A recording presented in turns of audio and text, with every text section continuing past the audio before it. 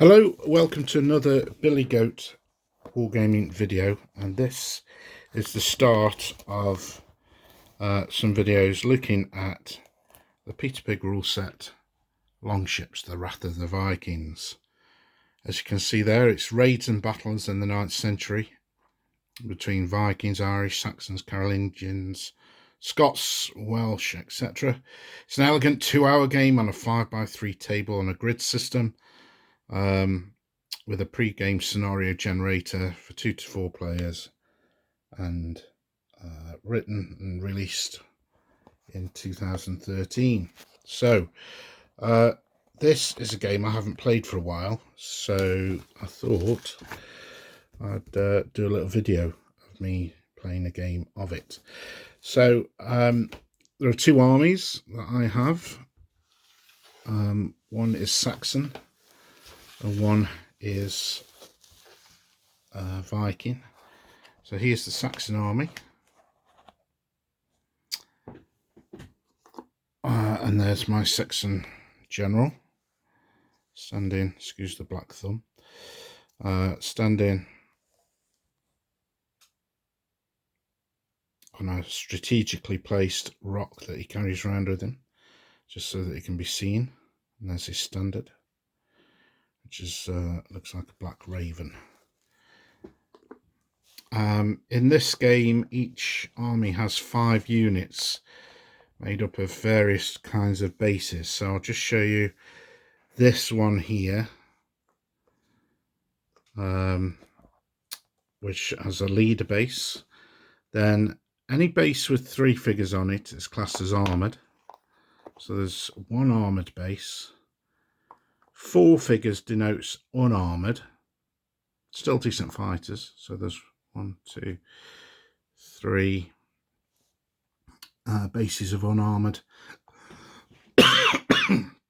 Excuse me. And any base with 5 figures on it, like this one, is levy. So that's not a particularly strong unit for the Saxons, with 3 levy, 2 unarmoured, 2 armoured and 1 leader. Now there is another kind of base which Saxons don't have many of. They have champions, which is sort of like berserkers, which I'll show you in the Saxon army. So for instance, this unit here has got a leader base, champion base, 2 armoured bases, 2 unarmoured, and 2 levy. This unit here, very similar to the first one that I showed you, has got a leader base, 2 armoured, 2 unarmoured, 2 levy.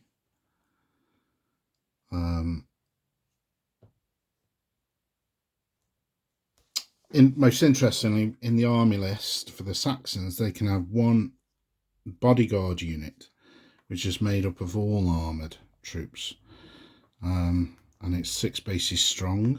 There's 1 leader here, 2, 3, 4, 5 armoured bases. So that is a really strong unit. So they've got 1 really strong unit, a couple of weakish ones with levy in it,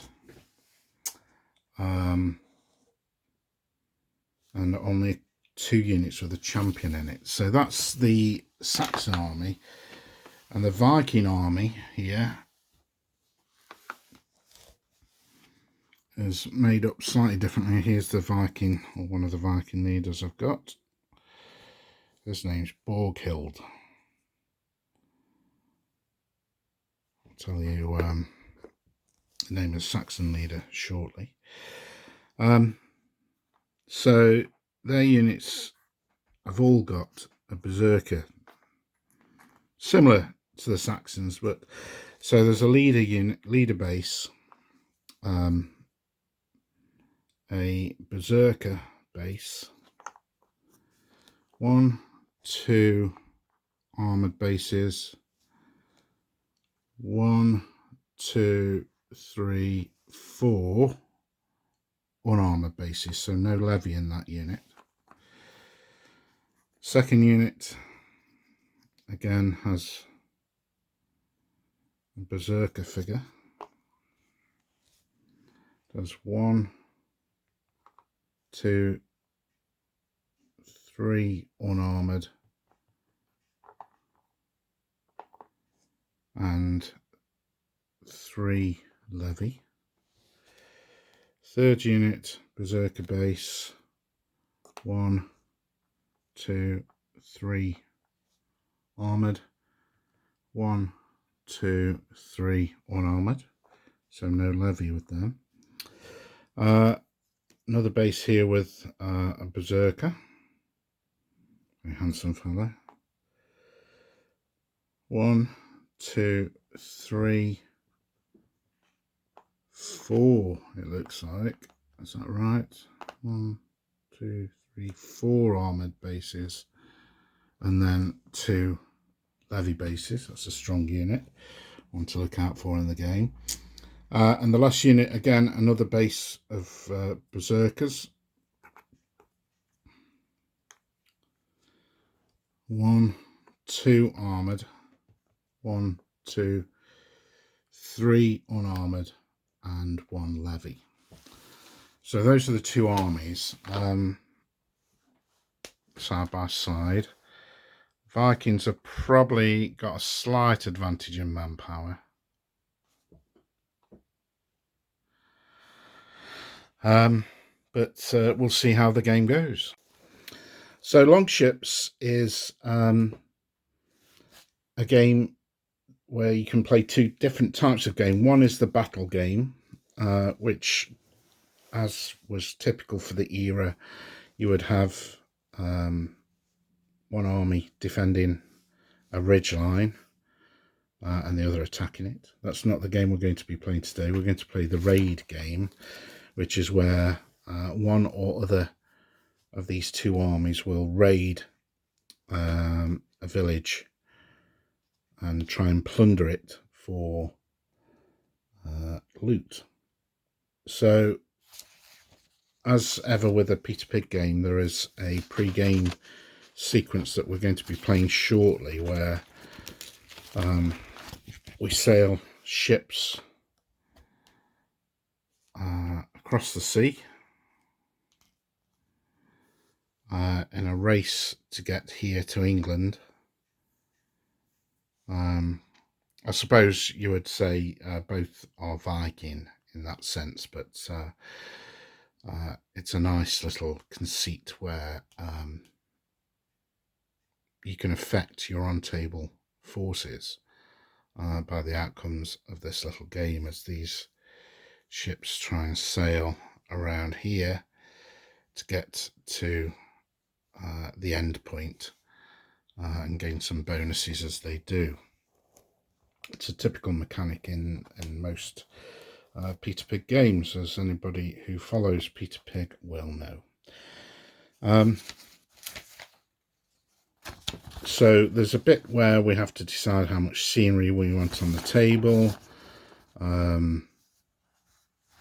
As you can see here, during the campaign game, we dice for some points, and then those points will affect the outcome of the raid and the pre-game sequence, where certain benefits, so for instance in the inland game, if you in the inland sequence, if you can win by 1 to 3 points, it says the opponent must remove 1 unarmoured base from his army has gone looting. This base is lost from the game. If you score 11 or more points than the opponent, the enemy general gets lost. He is put off table and has 2d6 per turn for the 5 or 6 needed to arrive, subject to normal variation in the arrival square. So there's little things like that during the campaign game you get to determine just how the game goes once we set the table up. And it's these sort of things that make Peter Pig games for me quite unique, in that no two games are ever the same, which is always nice. So what we'll do is play the campaign game, and then you can see how it works. Okay, so here we are. We've got the Saxons in their nice little ship with the red and yellow sails, and the Vikings have got the blue and white sails on this. These are little models that you can buy from Peter Pig. So the Vikings are going to be the purple dice and the Saxons the white dice. So to start this game, we start with 10 dice. In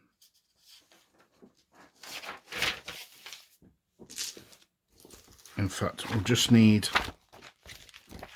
to open up another page.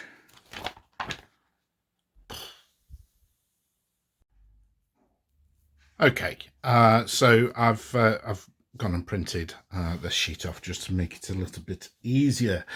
So we roll off. Saxons are white, purple for Vikings. So here goes first. There you go. Typical, that is. It always happens. Okay, so Saxons will go first. And they have chosen the start point here. And they've only one choice. They've got 10 dice. Don't forget. There you go. All right, 10 dice. Now we need 4 5s or 6s for a success. And we need 3 successes to move the ship here, or move the men to board the ship here. So 4 5s and 6s, and we don't get it. Those 5 dice are lost for now, and the Saxons are stuck here. So they have only got 5 dice left in their ready pile. So we'll leave those on there. The other dice are lost. Now, the Vikings have chosen here, so they're choosing to go to sea straight away to outwards. They need 3 successes. I think they're going to be a bit more cautious and roll 6 dice, looking for 4 5s or 6s, and they need 3, and they've got 3. So those dice are lost for the time being, and they start their sail and outward journey. However, you can see here it says there's a risk to be had. So we have to roll. I'll roll one of the expended dice. And on a risk, campaign risk, they have an outcome. So on a 4, it says, blow, wind, blow. A strong current, but the oars overcome. So no effect there, which is good news. And then they get what are called campaign points. So for outwards, they get 6 campaign points, and we record that here. So there's no outcome on outwards for the Vikings. Now it goes back to the Saxons, who still have 5 dice to try and get 3 successes, and they only get 2, and they're out of dice. So it's a really slow start for the Saxon. Now, 1 success at sea required, and I think we'll put 2 dice into this, and we get 2 successes, but only 1 counts. So again, they roll to see how many points they get for the sea, and it's a d6 plus 3, so that's 5 plus 3 is 8, and there's no risk there. Okay, so the Saxons have got no dice and must rest their oars, and they recover 4 dice. Now the Vikings are down to 2 dice, so we'll also rest their oars and get 2 dice back. You can only ever get back to 10, so the Saxons will rest again and get another 3 back, so they're up to 7. Now 4 dice needing 3 successes, the Vikings need to rest again, so get another 4 back, so they're up to 8. That's quite good for them. Now then, the Saxons need to make something happen, and they're going to roll 5 dice again to try and get outwards, and they've succeeded with every single one. Isn't that the way? So their outward journey, they've got 2 dice left, and they get 4 points for outward.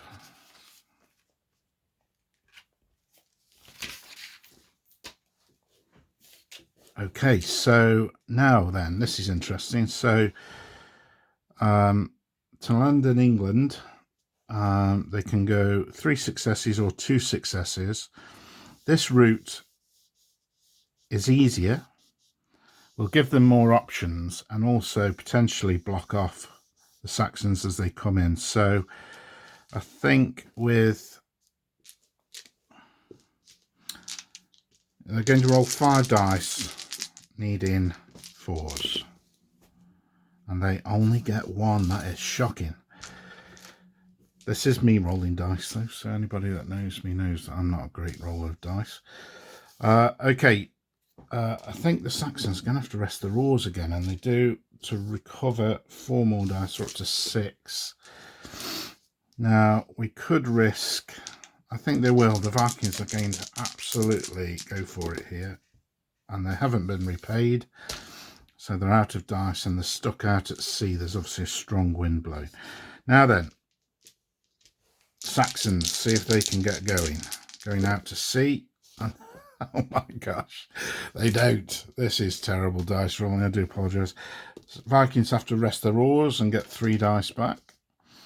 Saxons will rest their oars and get 1 dice back. Vikings will rest their oars and get 6 dice back. 3. So that's nearly their full contingent. Now, do the Saxons try and... No. Yes, they're going to... I'm going to risk it. We need 2 4s on these 3 dice, and we get them. So that was a gamble that paid off. Now then, so the sea, they get 6 points.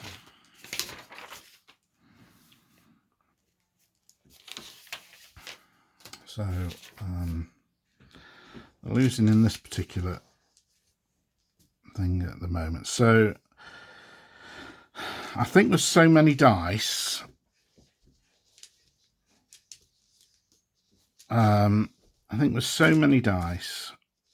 what we will do for the Vikings is go this route here and throw 6 dice at it, needing 4s, and they get it quite easily actually. So they move to England and get 6 points. And I've got 3 dice left. Now, the Saxon chest is empty and they get 1 dice back. Okay, so now we can come to England again, which would block off the Saxon route. And I'll show you what happens if that happens. They only need 2 successes for that. And because there's an arrow that going both ways on this one, that means that you can go backwards and forwards between it. Most of these arrows are just one direction, so you can't actually recover. So 2 successes, and they get them with a risk. But what this does do is add another 5 points on to England for the Vikings. So they're up to 11 on that. But there is a risk. So let's have a look at the risk chart again. And we roll a 6. Odin likes us. Add 2 more d6 to your ready pile. Wow. So things are going very well at the moment for the Vikings. Less well for the Saxons. They've got 1 dice, so they've got to rest their oars. And they get 6 back. That's a bit better. So 4, 6. So they're up to 7 dice. However, I think the sensible thing here is to go this way to inland, so there's no risk. We could probably put 4 dice on that, looking for 2 successes, and they get them just. That last dice rolling onto a 6. So those Vikings are moving inland. They've got 1 dice left and they score 6 points for inland. So at the moment the Saxons aren't really achieving much at all. Okay, what we could do here is push the Vikings back into the sea by trying to take this. It would mean there's no points on England yet, but we could go that way. So and there's no risk, or we could go this way to go to England. Okay, so let's roll a dice to see which way we go. So 1, 2, 3, the Saxons come this way. 4, 5, 6, they go that way. So they're going to try and push the Vikings back into the sea here. Need 3 successes. We've got 7 dice. I think we throw all of them at it. And we get the 3 successes. We get 4 successes actually. But, right. So what happens here is now the Vikings will roll 2d6.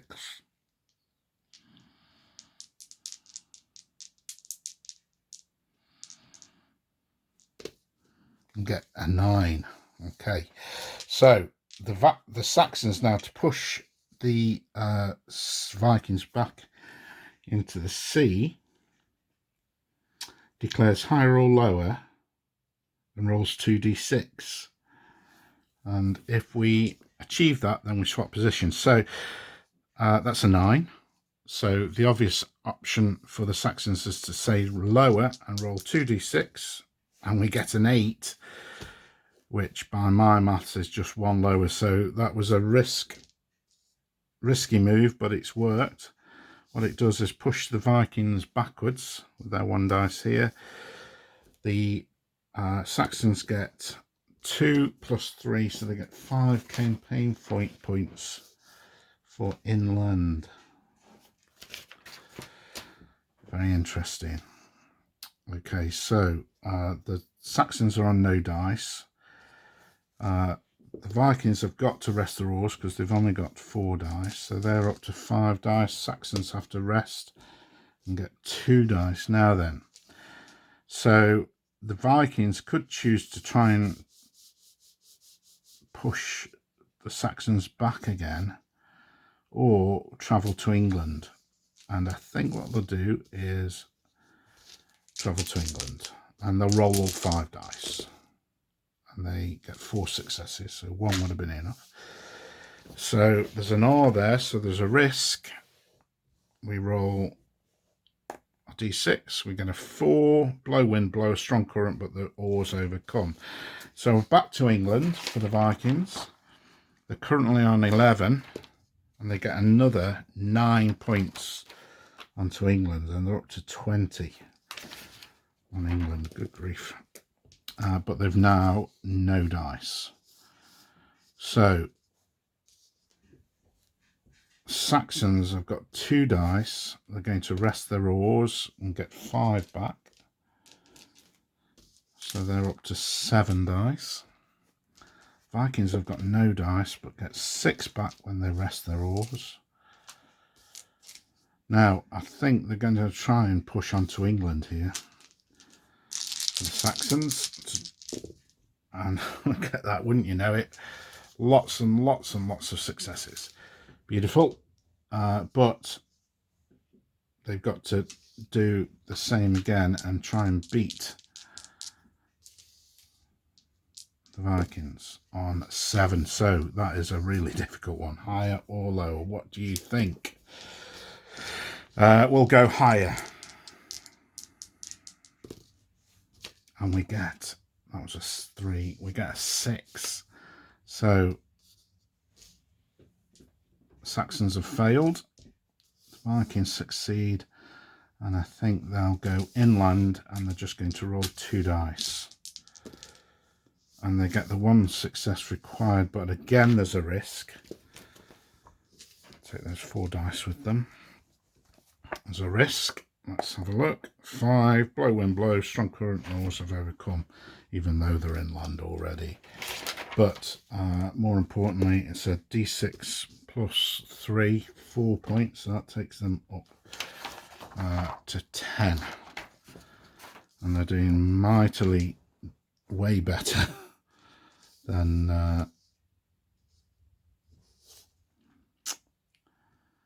the Saxons. So Saxons have got to rest their oars because they've got no dice.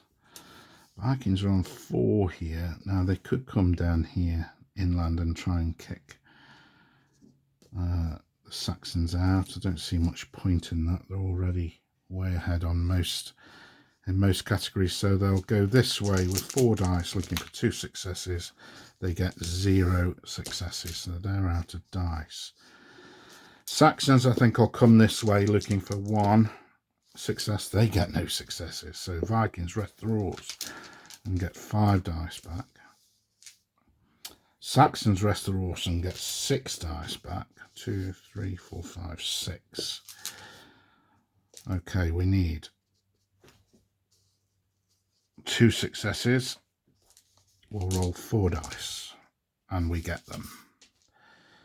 So the Vikings have got 1 dice left. They roll 2 plus 3 is 5 points on the raid. This is going to work out rather bad for the... I think we go... I think we have to give up England for the Saxons. We could go inland. We've got 5 points on that. We could win that, actually. Well, I'm going straight to the raid. So I think what we'll do is... It's very possibly going... there might be one more chance. So let's roll 5 dice looking for 2 successes. We get 2 successes for the Saxons. They get inland. There is a risk. Let's have a look. And that's fine. Then, in fact, they add 2 dice to their ready pile. It's good. Odin likes them. And we get 6 points on inland. So we're up to 11 on inland. Now, the Vikings have got 1 dice in the ready pile. So they rest their oars and get 6 back. That's 2, 4, 6. So they're up to 7.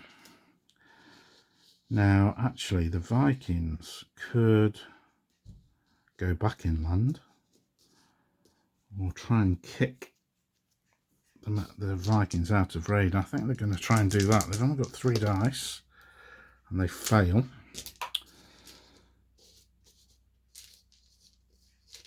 So we now, for the Vikings, try and get to the end. Need 4 successes. 1, 2, 3, 4, 5 successes. They get there, get to the end, but there is a risk. This hasn't done anything so far in the game. What's gone off? 2. Fighting on the seas, risk a base. Your choice, save as per shooting hits. So I think the Vikings will risk a levy base.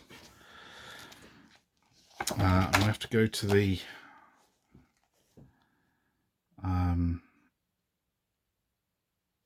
saving, and it's as shooting, so it's a 5 or 6 or they lose a levy base, and they do. So because the Vikings, they lose a base there, but that's fine. Obviously, campaign started early. Because the Vikings reach the end first, that means they will be the attacker. So I'll just make a note here. Attacker.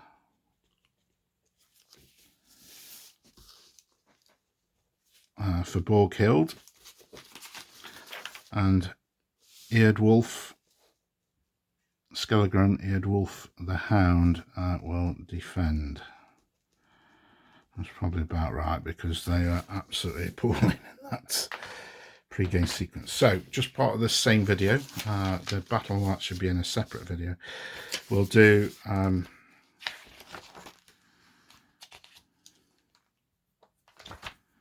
the outcomes. So well, hopefully you can see that from here. As we know, the Saxons really did quite appallingly there. So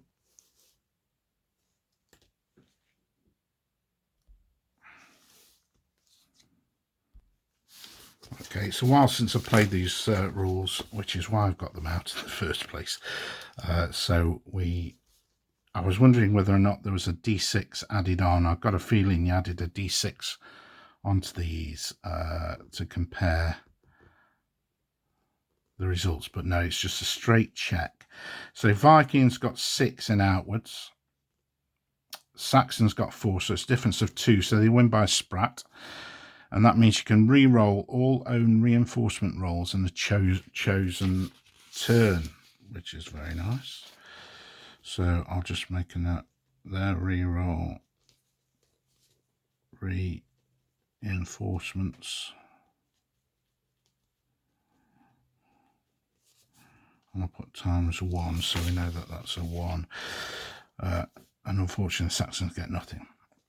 At sea are the other ships in sight. A good leader ensures that his ships reach the destination together. Mark all results on your record sheet for use as required in the main on-table game.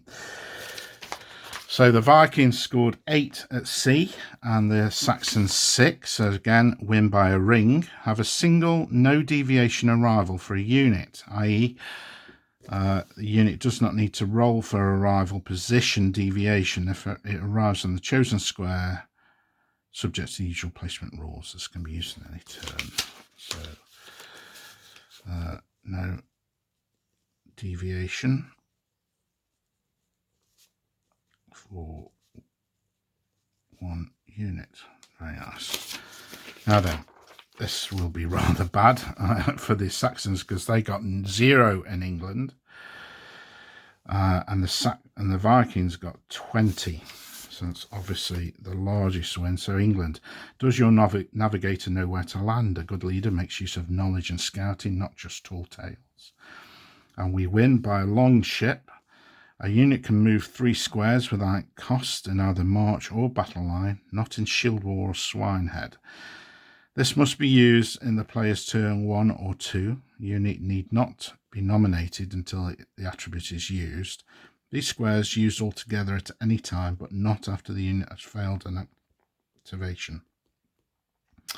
A player may use just 1 or 2 of the 3 squares, but any leftovers are lost. 1 of the 3 squares cannot be an assault. Okay, so a unit can move 3 squares without cost. So I'll put 1 unit can move 3 squares. Okay, great. Inland, actually the Saxons have won this one by 1. That's amazing. It's the only one they win. They get 11 to 6 for the Vikings, and that was due to the pushing the Vikings out here. So inland, did all of your men and equipment get ashore and push on? A good leader organises his men in terms of who stays behind and who is responsible for what. It's a win by a toothpick. The opponent must remove 1 unarmoured base from his army has gone looting. This base is lost from the game and doesn't count for victory points. So 1 unarmoured base. So I'll just take a random, I know that's a Saxon, sorry. We'll take 1 unarmoured base away and that's gone. And finally, raid. And this is a 5-point victory, as again the Saxons scored 0, Vikings scored 5, and they win by an eyebrow. Crikey, that was close. Do the men believe in you? Will they become dread warriors? A good leader has the faith of his men. Add 2 more d6 to a unit's d6 allocations on 2 occasions. Vikings. Same unit. Nominate the unit after deployment. Well, that's so plus 2d6 twice. Well, that's very good, and that'll become clear as to why that's good in the battle game. So there you go, that's the campaign section. We know that the Vikings are going to be attacking from the sea, which is probably how it should be. Borghild as the attacker. He's got a unit, he's got crew led by Bjorn, Eric, Frode, Harold and Anders.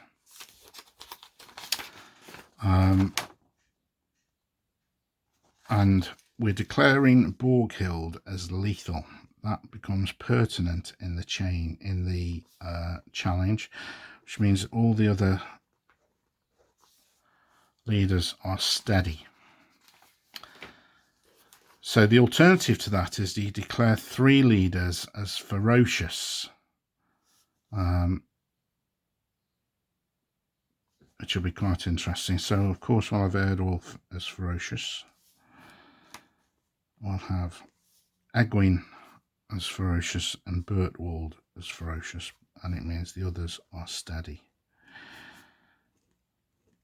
That is only really relevant, as I've said, in a challenge, which I'll explain shortly. I've just seen on this sheet the campaign risks are there, so I needn't have been using the book. Okay, that's the end of the first video as we prepare for a raid on England's green and pleasant land. We know Borghild the Viking has sailed across the sea, or maybe just up a river. Actually, that's probably more appropriate. Up a river, probably the River Trent, I would imagine. I'm not sure if that was navigable during the Viking era. But that's what we're saying. And it's going to raid the village, which I'll name for the next section. But it's going to be in and around Muckleston, where we've seen on this channel battles during the English Civil War and the Wars of the Roses. So we're going to continue that trend with Longships, Wrath of the Vikings. There we go, Longships, the Wrath of the Vikings.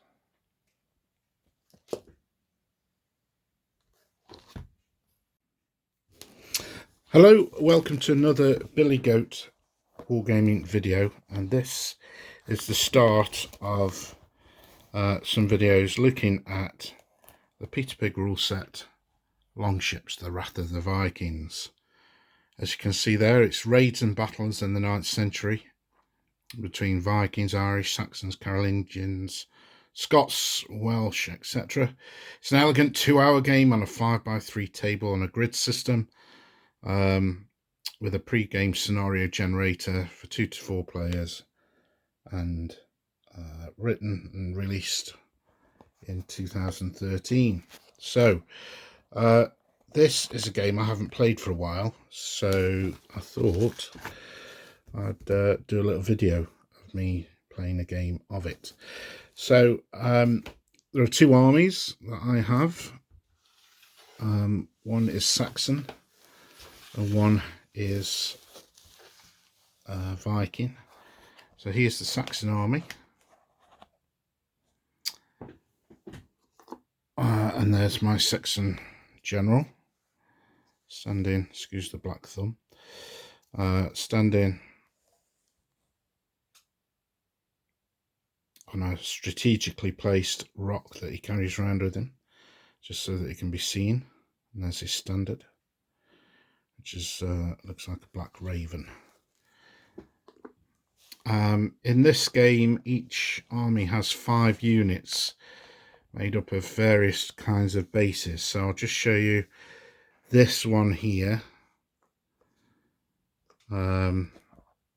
which has a leader base. Then any base with 3 figures on it is classed as armoured. So there's 1 armoured base.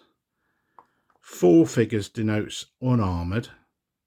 Still decent fighters. So there's 1, 2, 3 bases of unarmoured. Excuse me. And any base with 5 figures on it, like this one, is levy. So that's not a particularly strong unit for the Saxons, with 3 levy, 2 unarmoured, 2 armoured and 1 leader. Now there is another kind of base which Saxons don't have many of. They have champions, which is sort of like berserkers, which I'll show you in the Saxon army. So for instance, this unit here has got a leader base, champion base, 2 armoured bases, 2 unarmoured, and 2 levy. This unit here, very similar to the first one that I showed you, has got a leader base, 2 armoured, 2 unarmoured, 2 levy.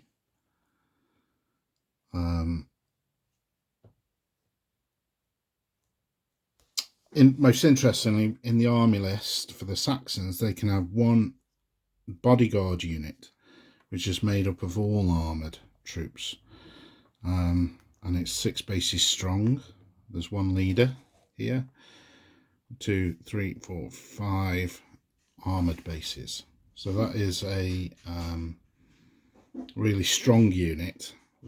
So they've got 1 really strong unit, a couple of weakish ones with levy in it, and only 2 units with a champion in it. So that's the Saxon army. And the Viking army here is made up slightly differently. Here's the Viking, or one of the Viking leaders I've got. His name's Borghild. I'll tell you the name of the Saxon leader shortly. So their units have all got a berserker, similar to the Saxons, but so there's a leader base,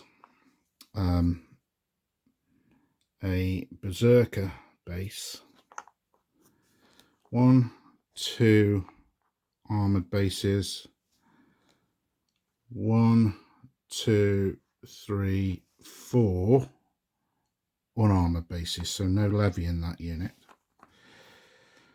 Second unit again has a berserker figure. There's 1, 2, 3 unarmoured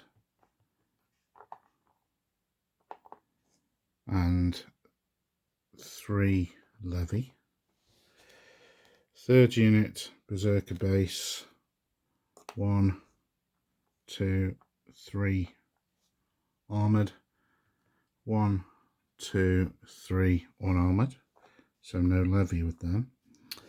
Another base here with a berserker, very handsome fellow. 1, 2, 3, 4, it looks like. Is that right? 1, 2, 3, 4 armoured bases, and then 2 levy bases. That's a strong unit, one to look out for in the game. And the last unit, again, another base of berserkers. 1, 2 armoured, 1, 2, 3 unarmoured, and 1 levy. So those are the 2 armies side by side. Vikings have probably got a slight advantage in manpower. But we'll see how the game goes.